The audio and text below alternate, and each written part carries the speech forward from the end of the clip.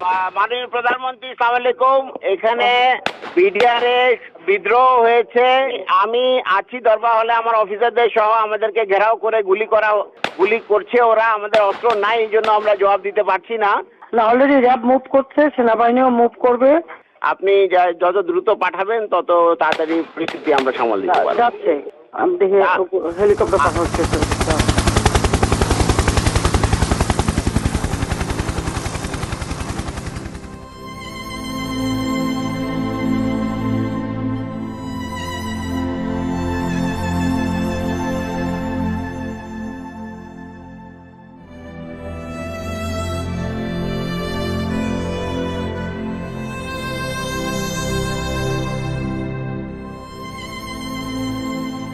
25শে ফেব্রুয়ারি 2009 সেদিন আনুমানিক সকাল 9টায় আমি ফোন কল পাই পিলখানা থেকে, এবং তখন সেই ফোন কলের মাধ্যমেই জানতে পারি যে পিলখানাতে আমাদের সামরিক অফিসাররা আক্রান্ত হয়েছেন।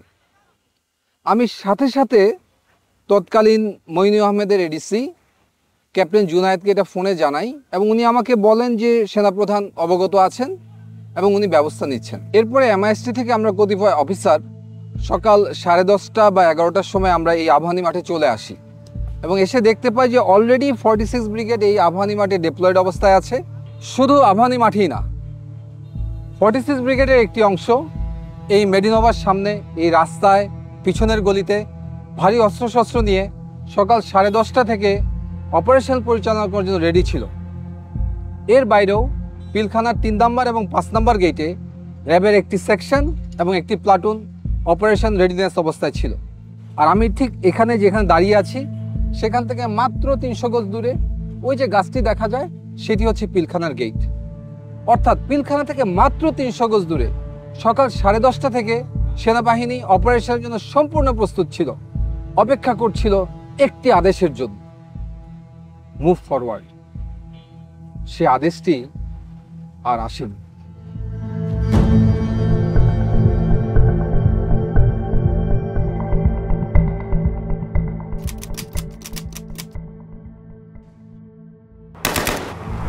আমাদের কাছে সর্বোচ্চ অস্ত্রটাই ছিল হচ্ছে 12 বোরের শটগানগুলো। তো সেই হিসেবে আমরা শটগান ফায়ার করে আমরা গেটের দিকে এগিয়ে যেতে থাকি, এবং একটু পরেই আমরা নিউ মার্কেট গেটটা দখল করি। র্যাবের তৎকালীন এডিজি ছিলেন হচ্ছে কর্নেল রেজানুর খান।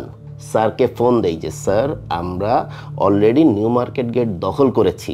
তৎক্ষণাৎ উনি মারাত্মক মাত্রায় ক্ষিপ্ত হয়ে যান যে তোমাকে কে অর্ডার দিয়েছে ফায়ার ওপেন করার জন্য, বা তোমাকে এই গেট দখল করার জন্য কে অর্ডার দিয়েছে। উনি তৎক্ষণাৎ বলেন ওইখান থেকে ফল ব্যাক করো, এবং তোমরা এক্স্যাক্টলি যে নীলক্ষেতের যে মোড়, যেটা চৌরাস্তার মোড়, এর সামনে কোনোভাবেই যেন আমরা না যাই। এর ভিতরে আমি ফোন পেলাম এডিজি কর্নেল রেজানুর খানের কাছে। উনি আমাদেরকে বললো যে তোমরা ভিতরে প্রবেশ করবে না এবং গুলি আপাতত করবে না, আমরা জানাবো কি করতে হবে। মাননীয় প্রধানমন্ত্রী আলোচনা করতে বলেছেন, এবং তাদের সাথে আলোচনার মাধ্যমেই সমস্ত কিছু সলিউশন হয়ে যাবে।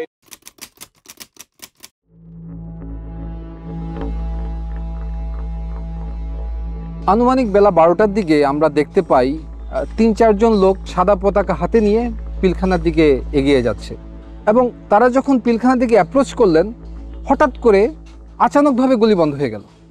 আমরা খুব অবাক হয়ে তাকিয়ে দেখছিলাম যে এ ধরনের হঠাৎ করে কারা এরা।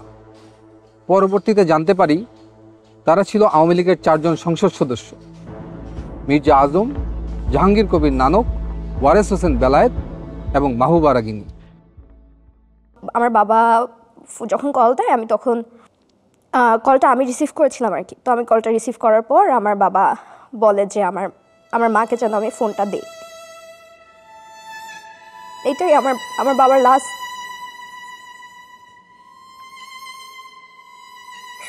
এরপরে কোনোদিন আমি আমার বাবার ভয়েস শুনি নাই।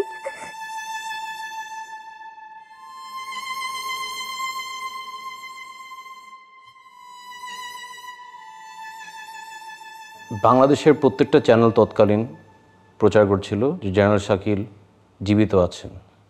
শুধু একমাত্র দেখি এনডিটিভি বা ইন্ডিয়ান একটা চ্যানেল প্রচার করলেন সকাল সকাল যে general Shakil has been assassinated. কোনো সন্তান তো এই সংবাদ বিশ্বাস করতে যাবে না। এত তাড়াতাড়ি সব কিছু হচ্ছিল, কেউ কিছু বলছিল না। আঙ্কেল আন্টিরা ছিল, বলতাম যে আমি বাসায় যাব,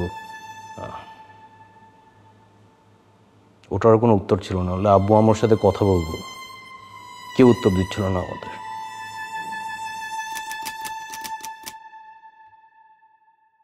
দুইটার মধ্যে দুইটা dead body Hazaribagh sewerage line দিয়ে বেরিয়ে আসে। মানে বেলা 2টার মধ্যে সারা জাতি জানতো যে দুইজনকে কমপক্ষে হত্যা করা হয়েছে। এই আবাহনী মাঠে আমাদের গ্রাউন্ড কমান্ডার ছিলেন ব্রিগেডিয়ার হাকিম স্যার। ব্রিগেডিয়ার হাকিম স্যারকে আমরা বারবার প্রশ্ন করি, কখন আমরা ভিতরে যাব, কখন আমাদের ভাইদেরকে উদ্ধার করব, তাদের পরিবারদেরকে উদ্ধার করব। উনি বলেন সেনাপ্রধান তৎকালীন প্রধানমন্ত্রী শেখ হাসিনার সাথে বিষয়টি আলোচনা করছেন এবং ওনার আদেশ পেলেই আমরা মুভ করব।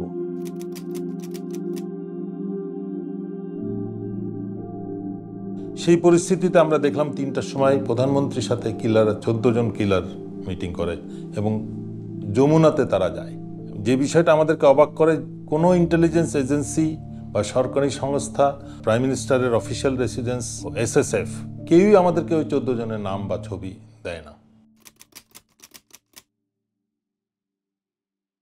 হঠাৎ করে দেখলাম যে একটা টিম সাহারা খাতুনের নেতৃত্বে আইজিপি এবং আরও 2-1জনকে সাথে করে ভেতরে প্রবেশ করলো 25 তারিখে রাত্রেই।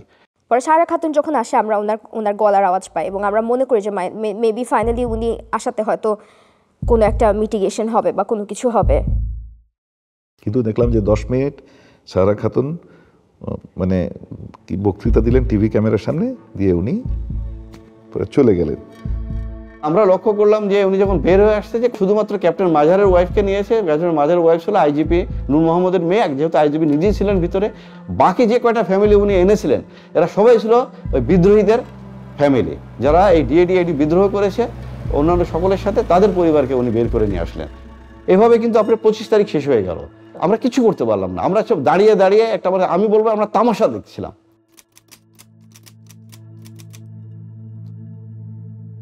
26শে ফেব্রুয়ারি সারাদিন আমরা ইউনিফর্ম পরে অস্ত্র হাতে এখানে অপেক্ষা করছি কখন আমার ভাইদেরকে উদ্ধার করব। আমরা সারাদিন পিলখানা কর্ডন করেছিলাম, আর সেই কর্ডনের ভিতর, সেই নিরাপত্তা বলয়ের ভিতর খুঁজে খুঁজে আমাদের ভাইদেরকে হত্যা করা হয়েছে।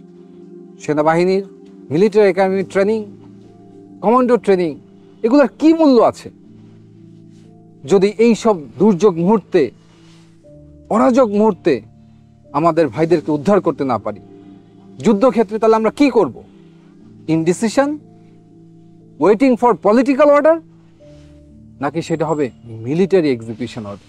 সেই প্রশ্নটা আজকে আমি আপনাদের কাছে রাখতে চাই।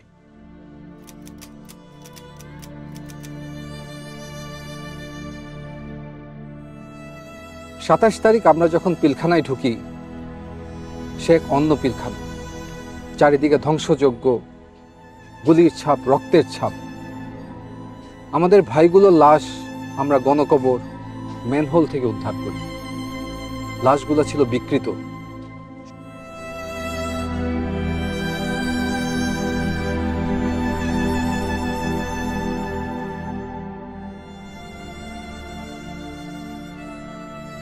সমস্ত বাড়িঘর ছিল জ্বালানো, পোড়ানো, লুটতরাজের চিহ্ন। কিন্তু একটি বাড়ি ছিল একদম অক্ষত। সেটি ছিল 44 রাইফেল ব্যাটালিয়নের অধিনায়ক লেফটেন্যান্ট কর্নেল শামসের বাসা।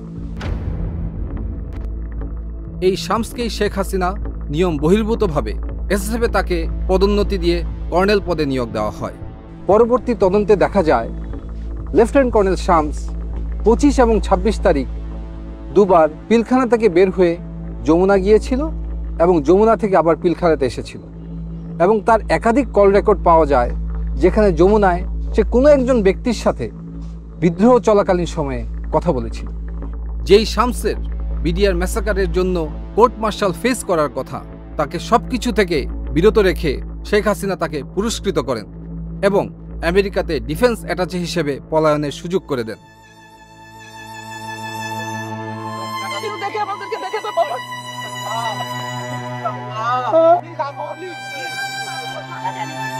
ঠিক আছে, আসো আনো, তুমি ওখানে বসো।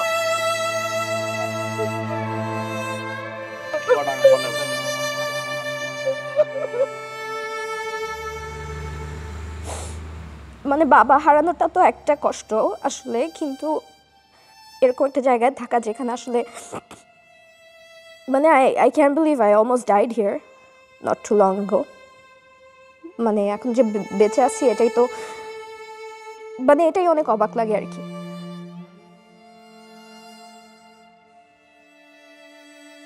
আমার বাবার মাথায় গুলি লেগেছিল এবং এই জায়গাটা থ্যাতলানো ছিল এবং খুব সম্ভবত গুলিটা গাল দিয়ে বের হয়ে গেছে।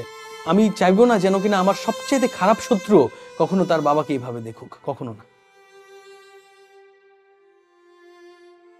মাঝে মাঝে নিজেকে বলতাম, আল্লাহ এটা একটা দুঃস্বপ্ন, কেন জানি দরজা খুললে মনে হয় বাবা আম্মু চলে আসবে। এই দুঃস্বপ্ন থেকে আর উঠতে পারলাম না। সেদিন সার্চ অ্যান্ড রেস্কিউ টিমে যারা ভিতরে ঢুকেছিল তাদের ভিতরে একজন ছিল ক্যাপ্টেন শাহনাজ। এসএমজিটি সিলিংটা নরমাল সিলিং এর মতো না, একটু টেল ইউ দ্যাট এই সিলিং বাইনোকুলারটা আমরা আরবি তো ব্যবহার করি না, আমার জানার মতে বিদেরও ব্যবহার করে না। তো ওইটাই আমার কাছে ফার্স্ট ইয়ে লাগছে যে এটা বাধা কেন এরকম, আর এই সিলিংটার মধ্যে টাইগার লেখা, কিন্তু ওইটা একটা ordinance issue item, but not from our military. এই কোয়েশ্চেনগুলো তো আসলে মানে এটার পরিষ্কার উত্তর পাওয়া দরকার। পিলখানার এই হত্যাকাণ্ডের ঘটনাটির পর যখন 27 তারিখে আমরা ভিতরে ঢুকি এবং পরবর্তীতে তার অবস্থা দেখতে পাই, এটা পরিষ্কার হয়ে যায় যে এটা একটা সুপরিকল্পিত হত্যাকাণ্ড। এবং তখন সমগ্র সেনাবাহিনী কিন্তু ক্ষোভে ফুঁসে ওঠে এবং সেই ক্ষোভ দমনের জন্য শেখ হাসিনা একটি দরবার ডাকে মার্চের 1 তারিখে সেনাকুঞ্জে। এই ঘটনায় সমস্ত সামরিক অফিসাররা এখানে উপস্থিত যারা ছিল তারা ক্ষোভে বিক্ষুব্ধ হয়ে ওঠে। মাননীয় প্রধানমন্ত্রী আপনার সাথে যখন কথা হচ্ছিল মহাপরিচালকের, যদি তখন আপনি সেনাবাহিনী পাঠাতেন, ল্যাব পাঠাতেন, আবার আপনার মন্ত্রীরা তারা দরবারভাবে ঢুকেছে আধা ঘন্টা পরে এবং তারা কিলিং শুরু করেছে 11:30 থেকে 11টার পরে। তার আগে কাউকে মানে নাই, কিন্তু যদি র্যাব সেনাবাহিনী এই একজন থেকে এইটুকু যদি 1 ঘন্টার মধ্যে ঢুকতে না পারে, সেই সেনাবাহিনী আমাদের দরকার নাই, দরকার নেই আমাদের। আমরা অসহায়ের মতো ওখানে বসে আছি, সবাইকে বলা হচ্ছে, সবাই আমাকে বলছে আসছে আসছে, কেউ আসলো না। তখন যদি ইচ্ছে আমার সেনাবাহিনী কোথাও আমাদের একটা ট্রেন পাঠাতো, অথবা একটা যদি আমাদের কমান্ডো বাহিনী একটা ল্যাটনও যদি যেত, ওরা পিপিলিকের মতো পাঠিয়ে যেত, কিন্তু কেউ গেল না। অসহায়ের মতো আমার অফিসারগুলো সব মেরে ফেললো, সব মেরে ফেললো।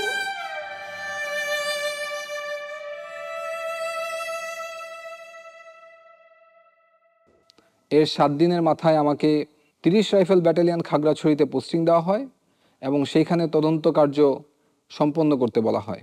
আমি যখন তদন্ত শুরু করি এবং তখন দেখতে পাই যে ভারতের বিএসএফ এর বর্ডার পোস্ট থেকে বাংলাদেশের সমস্ত বিওপিগুলোতে উস্কানিমূলক মেসেজ দেওয়া হয়েছে এবং সেই মেসেজের সারমর্ম ছিল যে বাংলাদেশের বিডিআর সৈনিকরা যেন বিদ্রোহ করে, তাদেরকে সেনাবাহিনী হত্যা করতে আসছে এবং তারা যেন অস্ত্র ধরে। এবং দুঃখজনক হলো সত্য যে আমাদের বিডিআরের সৈনিকরা সেই ট্র্যাপে পড়েছিল এবং 26 এবং 27 তারিখে ভারতীয় উস্কানিতে তারা সমস্ত বিওপিগুলোতে বিদ্রোহ করে। তদন্ত শুরু হওয়ার সাথে সাথে আমরা বুঝতে পারি যে এটা কোনো বিদ্রোহ না, এটার সাথে রাজনৈতিক সম্পৃক্ততা আছে, এমনকি সরকার প্রধানও এটার সাথে জড়িত হওয়ার অনেক সিমটম আমরা দেখতে পাচ্ছিলাম। আমার এই অনুসন্ধান রিপোর্ট যখন আমি আমার সেক্টর হেডকোয়ার্টার এবং ঊর্ধ্বতন কর্মকর্তাদেরকে প্রেরণ করি, তার 7 দিনের মাথায় আমার পোস্টিং হয়ে যায়। আমাকে ঢাকায় পিলখানা সদর দপ্তরে তদন্ত কার্যক্রমের সমন্বয় কর্মকর্তা হিসেবে নিয়োগ দেওয়া হয় এবং আমাকে ঢাকায় অনতিবিলম্বে চলে আসতে বলা হয়। সে সময় বাংলাদেশের বেশ কয়েকটি সংস্থা তদন্ত করছিল, তার ভিতরে জাতীয় তদন্তকারী সংস্থা হিসেবে একটি সমন্বিত টিম গঠিত ছিল, সেনাবাহিনীর একটি তদন্ত সংস্থা ছিল, এছাড়াও পুলিশ কর্তৃক ডিবির মনিরুল ইসলাম এবং আবুল কাহার আকন্দ, ওনাদের দুজনের নেতৃত্বে একটি তদন্ত কার্যক্রম সংঘটিত হচ্ছিল। এর বাইরেও পিলখানা হেডকোয়ার্টারে রাইফেল সিকিউরিটি ইউনিট যেটাকে বলে, সেখানে পিলখানার আভ্যন্তরীণ একটি তদন্ত কার্যক্রম চলমান ছিল। তার নেতৃত্ব দিচ্ছিলেন তৎকালীন রাইফেল সিকিউরিটি ইউনিটের সিও লেফটেন্যান্ট কর্নেল আজিজ। এবং আমি খুব অবাক হয়ে লক্ষ্য করি যে র্যাব কর্তৃক সবচেয়ে বেশি তথ্য উপাত্ত সংগ্রহ করা হয়েছিল, কিন্তু কোনো এক অজানা কারণে র্যাবকে সেই তদন্ত থেকে সরিয়ে দেওয়া হয়। এই র্যাবের টিম যারা ছিল, টাস্কফোর্স ইন্টেলিজেন্স টিম যেটা ছিল, ওদের তরফ থেকে কিছু তথ্য আসে এবং ওইগুলো নিয়ে আমরা কাজ শুরু করি। তখন মোটামুটি স্পষ্ট হয়ে যায় যে এটা কোনো বিদ্রোহ না, এটা রীতিমতো পরিকল্পিত হত্যাকাণ্ড। এই হত্যাকাণ্ডের ষড়যন্ত্র 2007 সাল থেকে শুরু হয়েছে। এটা শুধু একদিনের ঘটনা নয়। 2007 সালে সর্বপ্রথম ব্যারিস্টার ফজলুল তাপসের কাছে বিডিআরের একদল সৈনিক যায় এবং সেখান থেকে এর ষড়যন্ত্র শুরু। পরবর্তীতে বিভিন্ন পর্যায়ে ব্যারিস্টার শেখ ফজলুল তাপস, জাহাঙ্গীর কবির নানক, মির্জা আজম, শেখ সেলিম, লেদার লিটন, আওয়ামী লীগ নেতা তোরাব আলী, তারা বিভিন্ন সময় বিডিআর সৈনিকদের সাথে মিটিং করে এবং এই কিভাবে এটা এক্সিকিউশন করা হবে সেই ব্যাপারে তারা পরিকল্পনা করে। শেখ ফজলুল তাপস 2007-08 সালে প্রতি জুম্মার নামাজ উনি বিডিআর মসজিদে পড়তেন এবং নামাজ পরবর্তী সময়ে উনি বিডিআর সৈনিকদের সাথে ঘণ্টাখানেক মিটিং করতেন এবং এই পরিকল্পনার নেতৃত্ব দিতেন সাবেক বিডিআর সদস্য তোরাব আলী এবং তার ছেলে লেদার লিটন। দুজন রাজসাক্ষী ছিলেন, বিডিআর মসজিদের পেশ ইমাম, এছাড়াও বিডিআর একজন সৈনিক। পেশ ইমাম সাহেব উনি সুস্পষ্টভাবে ব্যারিস্টার তাপসের কথা উল্লেখ করেছিলেন এবং আরও কিছু রাজনৈতিক ব্যক্তিবর্গের কথা উল্লেখ করেছিলেন যারা বিভিন্ন সময় বিডিআর মসজিদের ভিতরে মিটিং করতে উনি দেখেছেন, কিছু কিছু কথা তিনি ওভারহিয়ারও করেছেন। পেশ ইমাম সাহেবকে আবুল কাহার আকন ডেকে নিয়ে যায় জিজ্ঞাসাবাদের জন্য এবং পরবর্তীতে উনি জীবিত আর ফিরে আসেননি। আমার আব্বুকে এটা বলা হয় যে আপনার ভারপ্রাপ্ত থেকে আপনাকে পার্মানেন্ট পেশ ইমাম করা হবে। শুধু এই যে স্টেটমেন্টটা লিখিত যেটা সরকার থেকে দেওয়া হয়েছে সেই স্টেটমেন্টটা দিতে বলা হয়েছে। আর আব্বু যে স্টেটমেন্টগুলোতে বলছে মিটিংয়ের কথা, দরবার হলে কাদেরকে চিনছে তাদের কথা, সেগুলো সবগুলো নিয়েই সমস্যা করা হয়েছে, যে চেঞ্জ করতে বলা হয়েছে। 11ই মার্চ আব্বু মারা যায়। আব্বুর পোস্টমর্টেম হয় ঢাকা মেডিকেল কলেজ হসপিটালে। পোস্টমর্টেম হয়, জানাজা হয়, কিন্তু এই পোস্টমর্টেম রিপোর্ট আজও আমরা পাই নাই।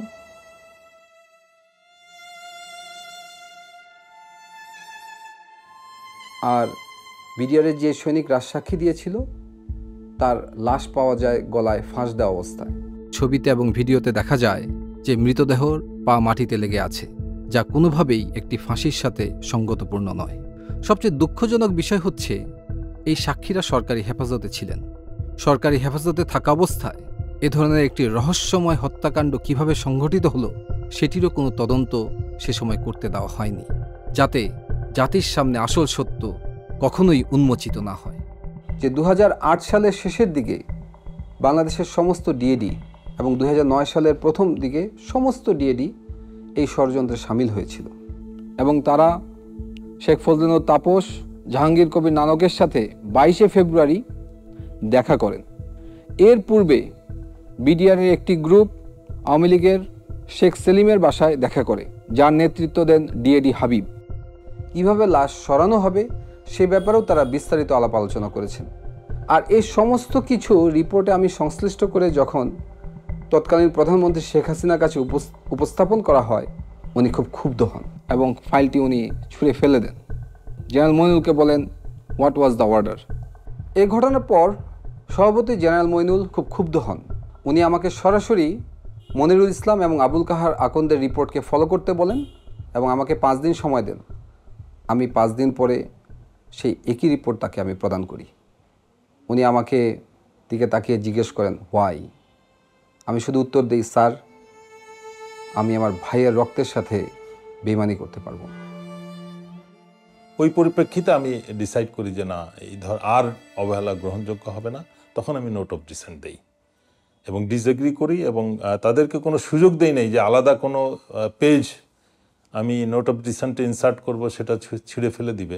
আমি আমার সিগনেচারের উপরে এক সেন্টেন্সে লিখে দিই যে এই ধরনের রাষ্ট্রীয় গুরুত্বপূর্ণ বিষয়ের তদন্তে অবহেলা গ্রহণযোগ্য নয়।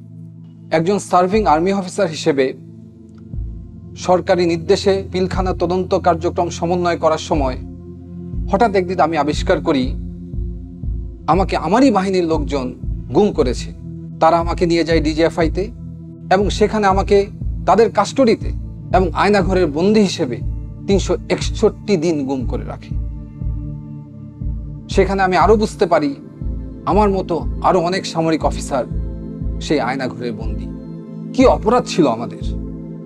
পিলখানার এই নির্মম হত্যাকাণ্ডের পিছনে যে রাজনৈতিক ব্যক্তিবর্গ ছিল তাদের মুখোশ উন্মোচন করাই ছিল আমার অপরাধ। সত্যকে উদ্ঘাটন করাই কি ছিল আমার অপরাধ? জাতির কাছে আমি আজকে এই একটি প্রশ্ন করে যেতে চাই।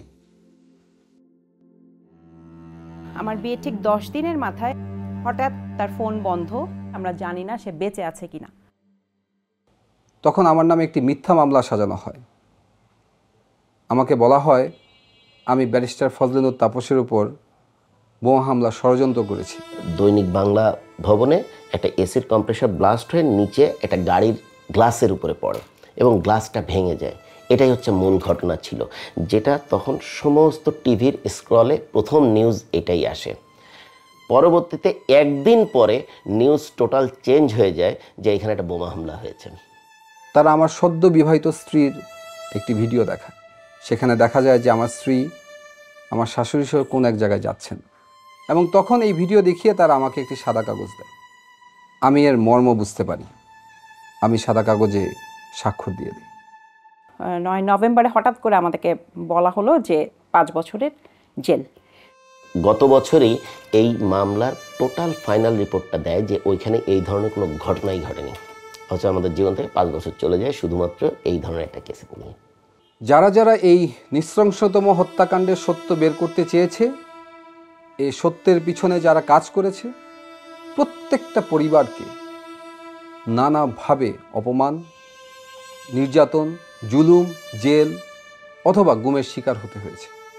এই ঘটনাটা মানে আওয়ামী সরকারকে প্রচণ্ড আত্মবিশ্বাসী করে তুলেছিল। কারণ হচ্ছে তারা বুঝতে পেরেছিল যে বড় একটা অঘটন ঘটিয়েও তারা সেটাকে চাপা দিতে পারবে। মানে তাদের আত্মবিশ্বাসটা বেড়ে গিয়েছিল এবং সাধারণ মানুষের মধ্যে একটা ভয় ঢুকে গিয়েছিল। মানে ধীরে ধীরে যেটা হয়েছিল যে রাষ্ট্রের ইনস্টিটিউশন সব ধ্বংস হয়ে গেছে, একদম প্রত্যেকটা ইনস্টিটিউশন যদি কাজ না করে তাহলে কোনো গণতন্ত্র টিকতে পারে না, কোনো রাষ্ট্র দাঁড়াতে পারে না, কোনো পজিটিভ কিছু দেখা যায় না।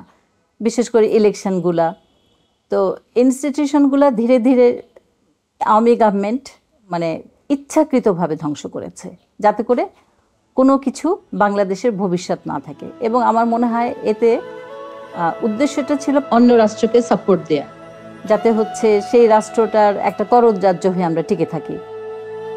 36 ঘন্টার সেই রাষ্ট্রীয় বিট্রিয়ালে জন্ম নেওয়া ফ্যাসিস্ট সরকারের অবসান হয় 36শে জুলাই ছাত্র জনতার অভ্যুত্থানের মাধ্যমে। আমরা চাই না বাংলাদেশে আর কোনো দেশবিরোধী শক্তির আগমন ঘটুক। কতটুকু অশ্রু গড়ালে হৃদয় জলে সিক্ত, কত প্রদীপ শিখা জ্বালালে জীবন আলোয় উদ্দীপ্ত, কত ব্যথা বুকে চাপালে তাকে বলি আমি ধৈর্য। নির্মমতা কত দূর হলে জাতি হবে নির্লজ্জ। আমি চিৎকার করে কাঁদিতে চাহিয়া করিতে পারিনি চিৎকার, আমি চিৎকার করে কাঁদিতে চাহিয়া করিতে পারিনি চিৎকার। বুকের ব্যথা বুকে চাপায়ে নিজেকে দিয়েছি ধিক্কার। কতটুকু অশ্রু গড়ালে হৃদয় জলে সিক্ত, কত প্রদীপ শিখা জ্বালালে জীবন আলোয় উদ্দীপ্ত, কত ব্যথা বুকে চাপালে তাকে বলি আমি ধৈর্য।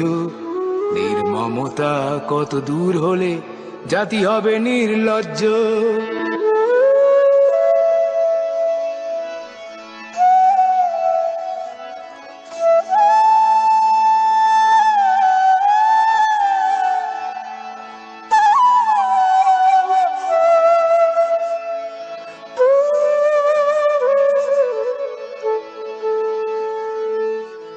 আজও কানে ভাসে সেই কথাগুলো, কে জানে হবে যে শেষ কথা।